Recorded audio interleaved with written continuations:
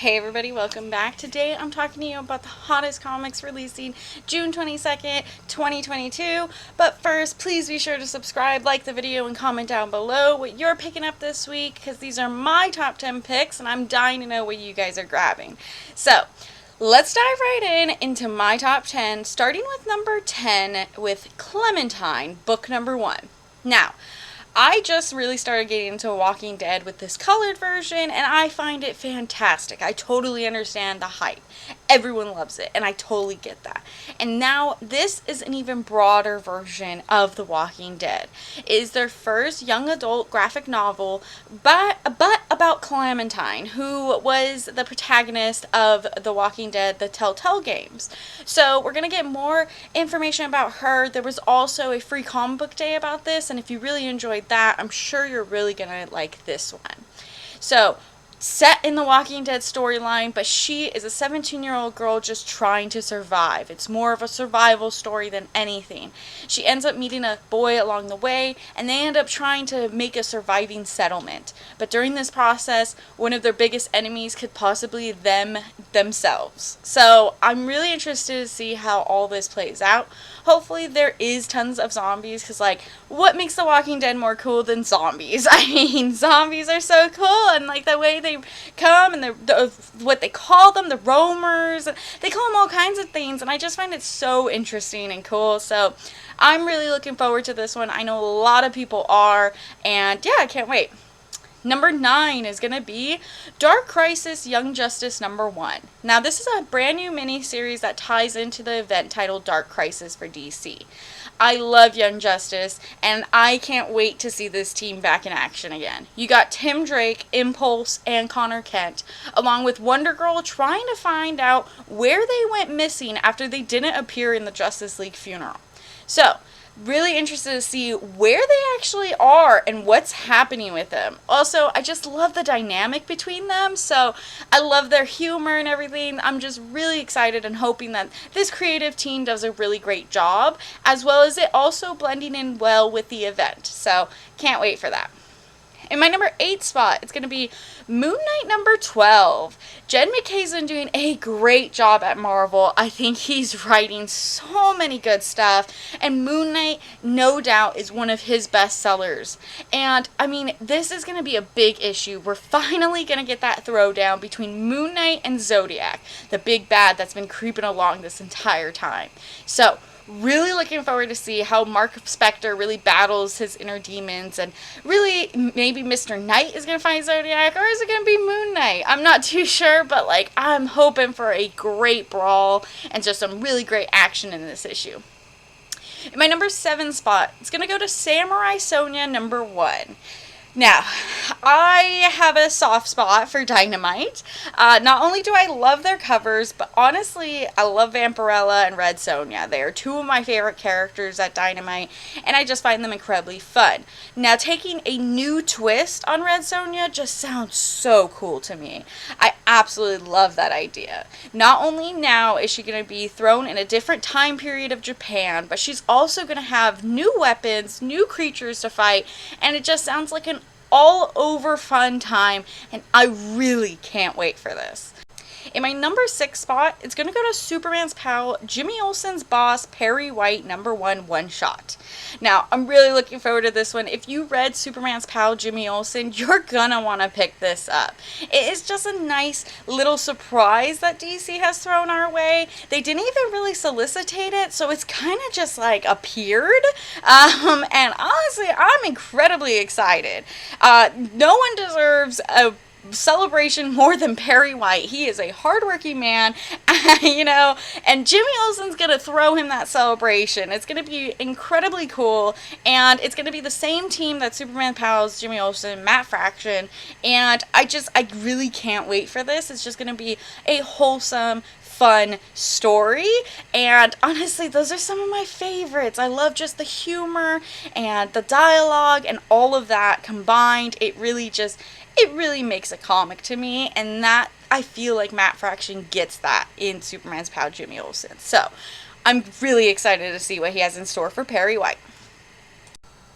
Okay, for my number 5 spot, it's going to be New Fantastic Four number 1. Now, I'm not exactly quite sure how this comic is releasing. So there has been tons of delays with this comic. It originally was supposed to come out in May, and then it got pushed back for this week, the 22nd. However, we received emails saying that we were only going to get 2 covers, the cover A and the Ron Lim. And then they changed it and said that those covers had printing errors and they weren't going to come till next week. However, my invoice says that they're coming this week. So I'm a little confused, but hopefully we at least get the cover A this week because, I mean, we have been dying for this comic. It sounds like such a cool comic. It's written by Peter David, and it's a comic originally made it in the 90s, and this is going to be like its sequel. So we have Spider-Man, we have Ghost Rider, which is Danny Ketch from the 90s, we have Wolverine, and we have Hulk, which is Joe Fixit. And to me, that just sounds like a really fun time. And plus, it's just like so 90s nostalgia, and I really like that idea. But I do love that Craig Andrews cover. That one's my favorite, and I know that one isn't supposed to come till next week, so if you want to hold off for that cover, highly recommend waiting. Otherwise, pick up this comic this week. It seems like such a blast. My number 4 spot, I'm doing Punisher War Journal Blitz number 1. Now this looks like a one-shot, and it's meant to tie in with the old Punisher War Journal. It deals with Fitz Franz, who was a character in previous comics, and how now that the Punisher has the hand, how he can actually settle his score with him. So, honestly, I've been really liking these Punisher comics that are tied in with the hand. I think they're very interesting and cool, and they're very different than most Punisher comics that I've read. So, it's so violent, too, which I like. And yeah, I mean, like, Punisher Max, incredibly violent, incredibly fun, but that's been, like, so long. So, I'm excited that we're getting a really cool Punisher right now, because it's just honestly really, really great time, and I'm glad that Marvel hasn't let them, take over Punisher, although his symbol has changed, but I'm still really excited to see more Frank Castle. And my number 3 spot is going to be Something's Killing the Children number 24.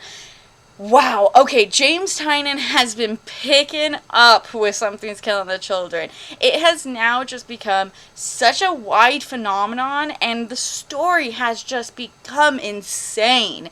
These Cutters characters are incredibly weird and creepy, and then monsters. Everything is just really revealing itself and tying in, and I really, really enjoy that. We're going to learn more about Erica's past as things unravel as well, which I absolutely love, and it looks like she's going to be donning that mask once again, which everyone is so excited for. So, can't wait for this comic. I'm hoping it's going to be just as great as it has been these last couple issues, because man, I've really been enjoying Something's Killing the Children again, and I'm really glad for that. In my number 2 spot, it's going to be Miles Morales Moon Girl number 1.